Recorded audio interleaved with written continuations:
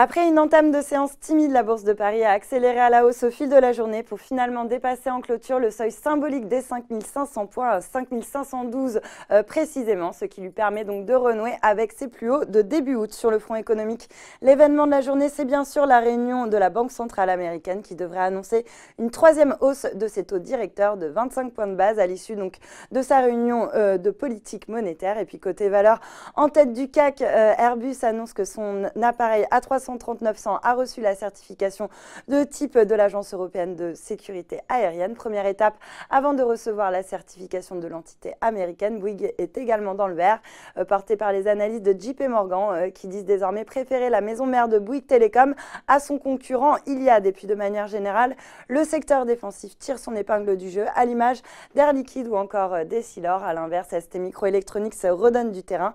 Pourtant, Deutsche Bank a relevé sa recommandation à l'achat contre conservé auparavant avec un objectif de cours inchangé à 20 €. Et puis Rallye, la maison mère de Casino pâtit de la bataille de com sur un rapprochement entre Casino et Carrefour. Alors que Casino a évoqué une tentative de rapprochement, et bien Carrefour a démenti fermement et parle même de communication trompeuse. Quoi qu'il en soit, les titres Casino et Rallye sont sous pression depuis le début de l'année, alors que certains estiment bien qu'Alexandre Bompard, le PDG de Carrefour, pourrait profiter de la faiblesse de Casino pour reprendre certains actifs du groupe tels que Monoprix, la filiale la plus rentable de Casino, quand d'autres jugent peu probable le scénario d'un rapprochement entre les deux entités. Et puis sur le SBF 120, Néopost a inversé la vapeur et clôture finalement en tête du SBF malgré un profit warning.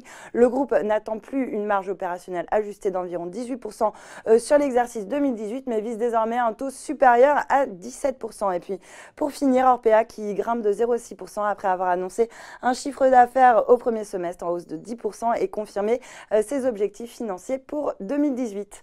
Voilà, c'est tout pour ce soir, mais n'oubliez pas, toute l'actu éco et finance est sur Boursorama.